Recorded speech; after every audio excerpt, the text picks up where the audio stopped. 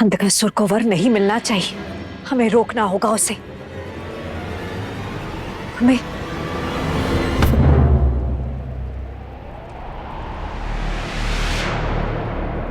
नहीं देवी,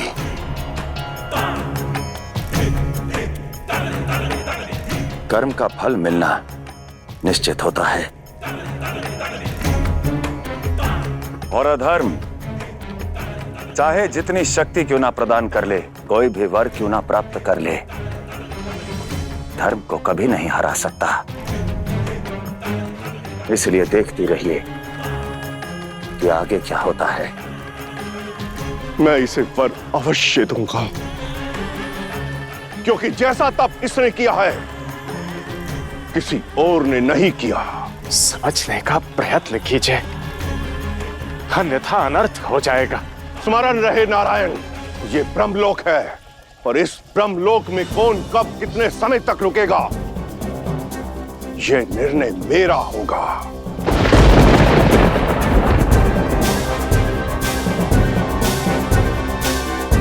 अब आप जा सकते हैं नारायण।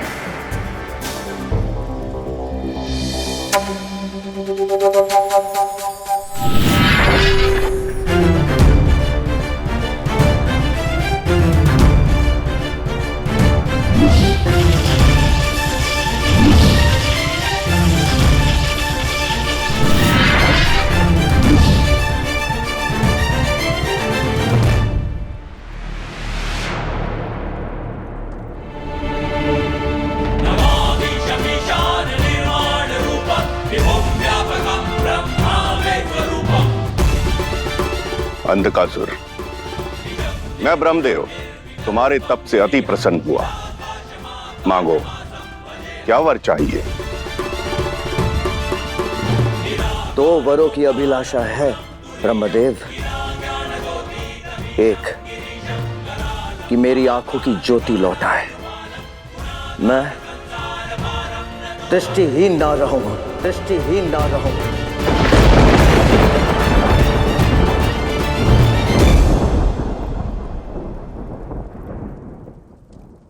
तथास्तु।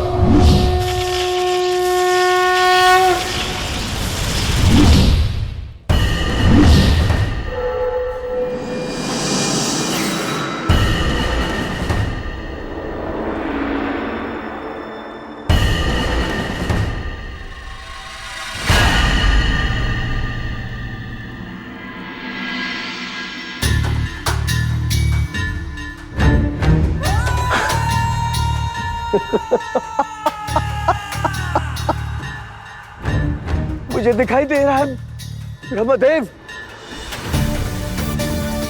मुझे दिखाई दे रहा है। अंधकासुर देख सकता है ब्रह्मदेव। आपको कोटि कोटि प्रणाम। उठो पुत्र, अपना दूसरा वर मांगो।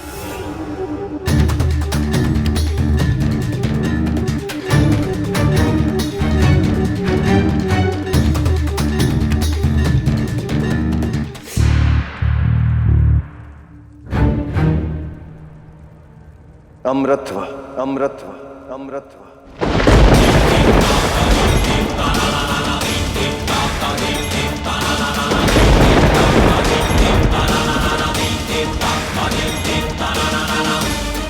अंधकासुर, मुझे तो लगा था कि तुम अन्य असुरों से अतिरिक्त बुद्धिमान हो, वही भूल क्यों दोहरा रहे हो? अमरत्व प्रकृति के नियमों के विरुद्ध है, क्योंकि जो जन्म लेगा उसकी मृत्यु भी होगी। ये छोड़कर कुछ भी मांगो, मैं तुम्हें दूंगा। चाहो तो अपनी मृत्यु का मार्ग स्वयं चुन लो।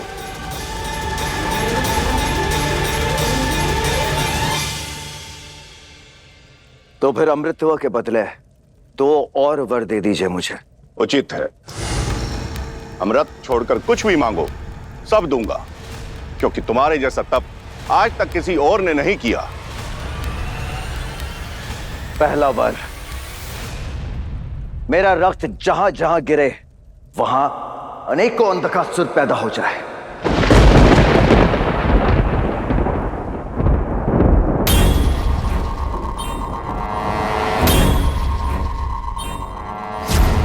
जितना तुम मेरा रक्त बहाओगी उतने ही बीज पैदा होंगे। तथास्तु। अब अपनी मृत्यु का मार्ग भी चुन लो। ब्रह्मदेव, मैं मरूं केवल तब जब मेरी दृष्टि मेरी माता के लिए मलिन हो, मलिन हो, मलिन हो।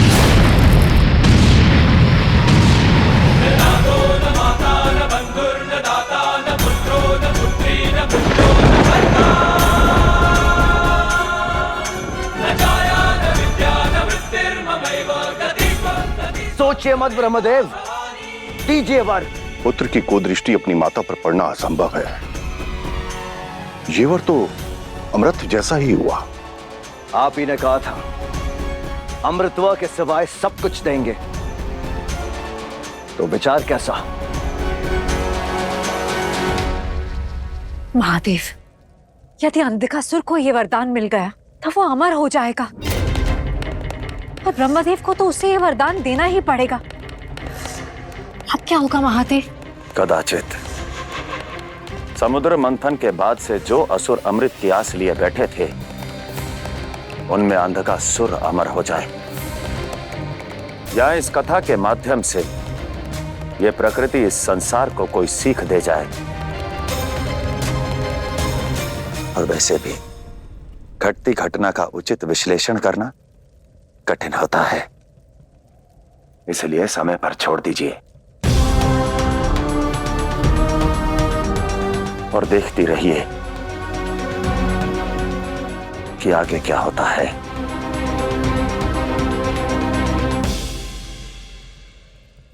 तथास्तु। तथा तथा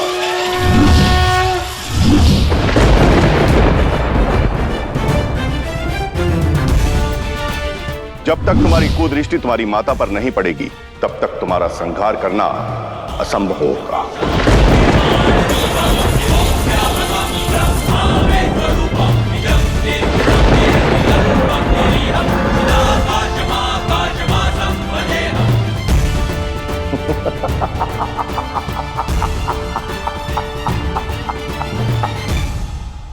अमर हूं मैं, अमर हूं मैं, अमर हूं मैं। क्योंकि संसार इधर का उधर हो जाए, ये अंधक अपनी माता दिति पर कुदृष्टि डाल ही नहीं सकता। अब मैं अमर हूं ब्रह्मदेव, अमर।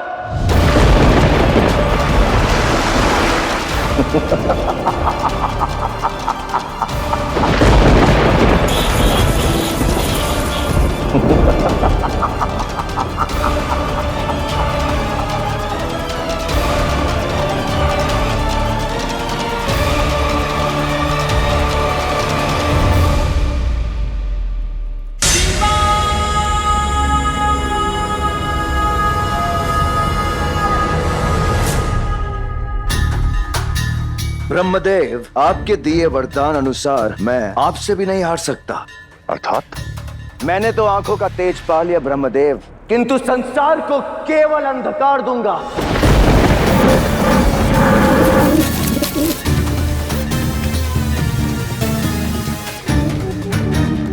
और इसका शुभ आरंभ अभी इसी क्षण होगा। ब्रह्मलोक से, ब्रह्मलोक से, ब्रह्मलोक से।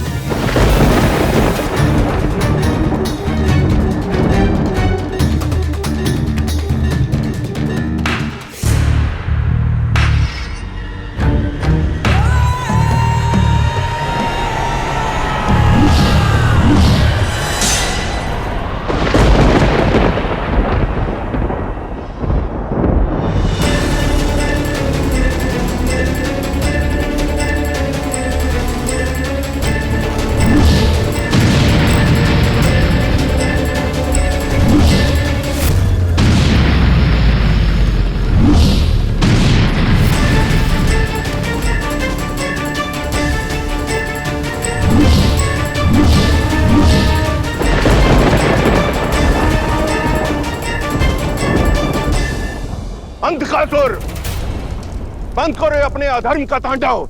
आग्रह कर रहे हो ब्रह्मदेव? युद्ध नहीं, युद्ध भी कैसे कर सकते हैं?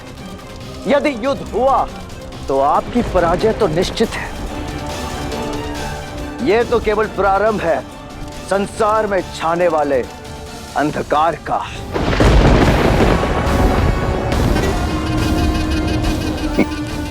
अंधकासुर, तुमसे पहले भी कई असुरों को अपने वरदान के मद में बुद्धि से हाथ धोते हुए देखा है, अंत की ओर जाते हुए देखा है। और मैं ब्रह्मदेव तुम्हारा अंत भी देख सकता हूं।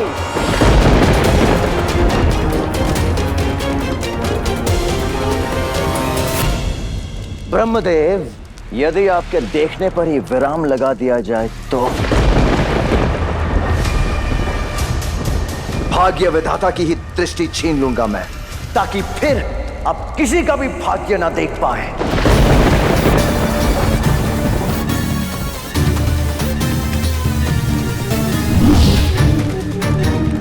अंधकासुर के आतंक का प्रारंभ आप ही से होगा।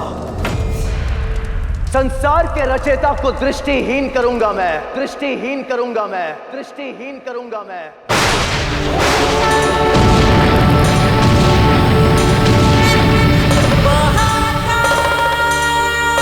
और फिर धीरे धीरे पूरे ब्रह्मांड, मानव, दानव, देव, महादेव से उनकी दृष्टि छीन लूंगा मैं। अंधकासुर!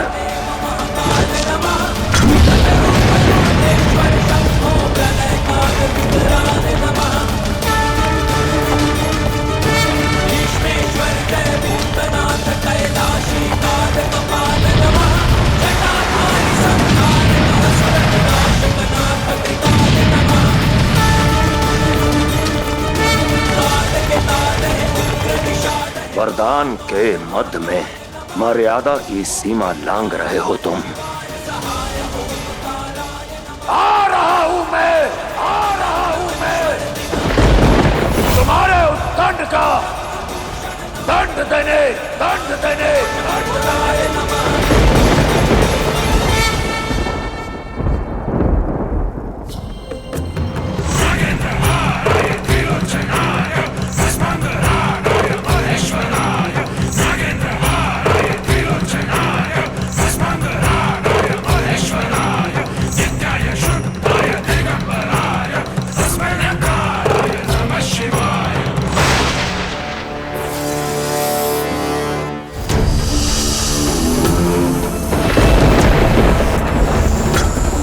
शेषनाग,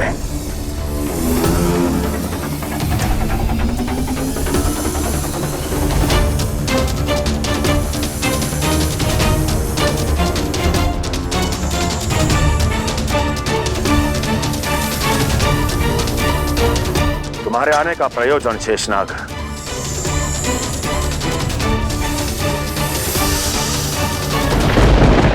शेषनाग!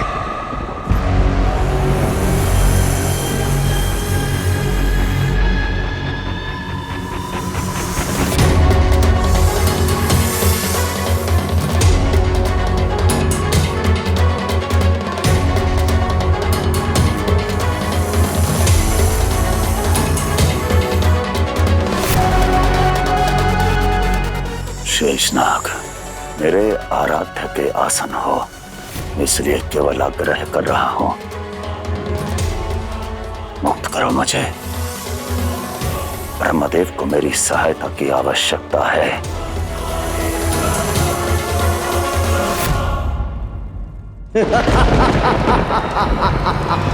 महादेव, रक्षा कीजिए महादेव। मेरे प्रकोप से कोई भी किसी को नहीं बचा पाएगा ब्रह्मदेव।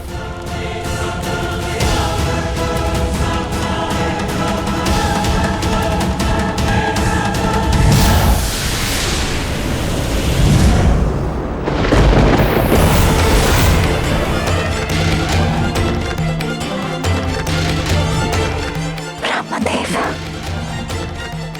महादेव।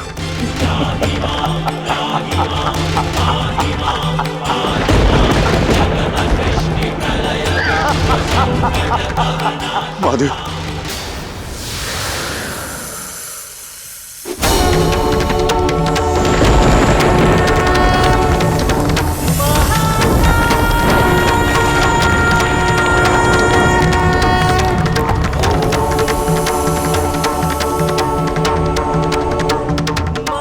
महादेव, स्वयं के क्रोध से शेषनाग की रक्षा कीजिए।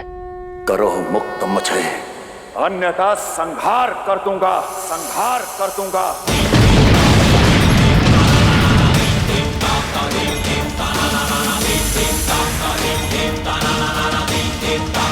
और उसके पश्चात जो सृष्टि का संतुलन बिगड़ेगा, उसके उत्तरदायी तुम्हारे स्वामी नारायण होंगे।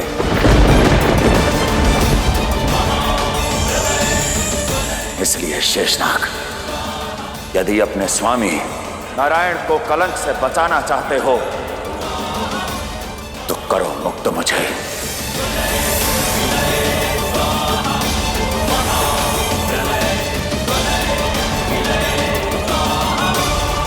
नारायण, बोलिए शेषनाग को कि महादेव के मार्ग से हट जाए।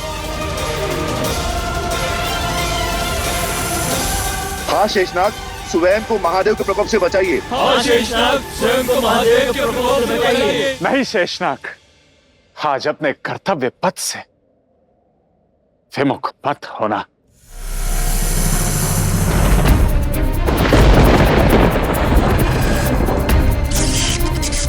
अब यह पट्टी तभी खुलेगी ब्रह्मदेव,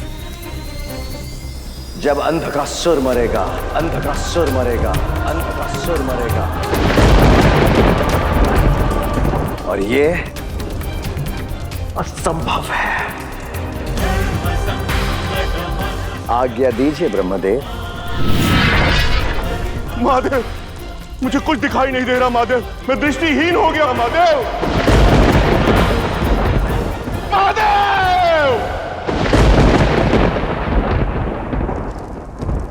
बस, अब संहार होगा, संहार होगा।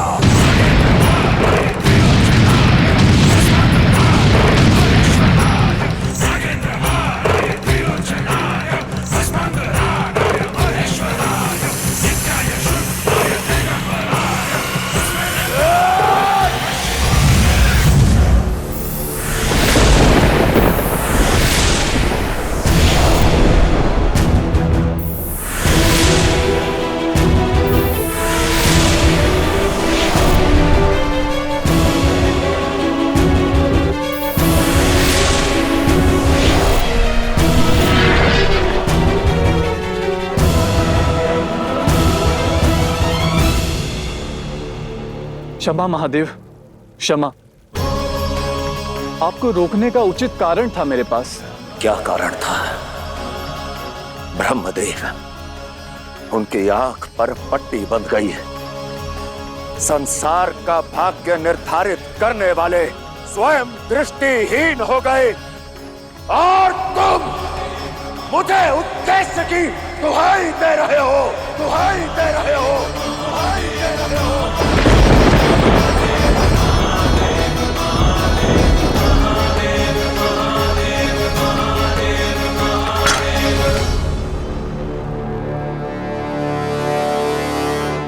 ऐसा कौन सा उद्देश्य है नारायण के पास जो ब्रह्मदेव की सहायता से अधिक महत्वपूर्ण है? महादेव, देवी, पूरे ब्रह्मांड की दृष्टि पर पट्टी बन गई, फिर भी ये संसार चल जाएगा। किंतु साक्षात शिव की दृष्टि ओझल हुई तो पूरी सृष्टि अनाथ हो जाएगी। और आपका अभी अंधकासुर से जीतना असंभव था। आपकी आंखों पर अंधकार का आवरण ना बंधे, इसलिए आपको रोकना आवश्यक था महादेव। और अगर आपका न्याय मुझे दोषी मानता है महादेव, तो मैं मृत्यु दंड के लिए भी तैयार हूं।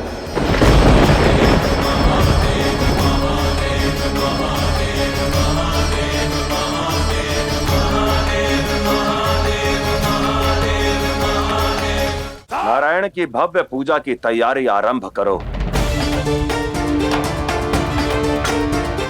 आज कैलाश में नारायण की ऐसी पूजा होगी जो आज तक इस संपूर्ण संसार में कभी नहीं हुई होगी, कभी नहीं हुई होगी।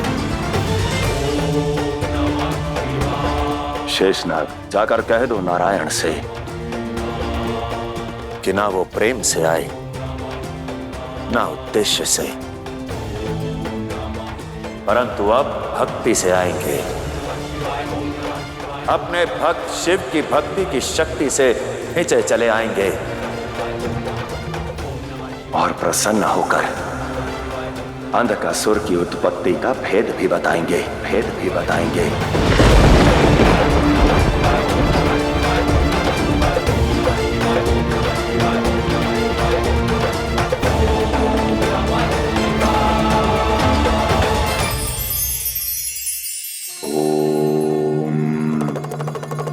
जीवन क्या है? ये जीवन इच्छाओं का वो पुष्प है जो कभी महकता है, कभी मुरझाता है, तो कभी छुप जाता है। इसलिए यदि जीवन में सफल होना चाहते हैं तो अपनी इच्छाओं को बांध कर रखिए। महकने, मुरझाने और चुभने के इस क्रम के आदी हो जाइए।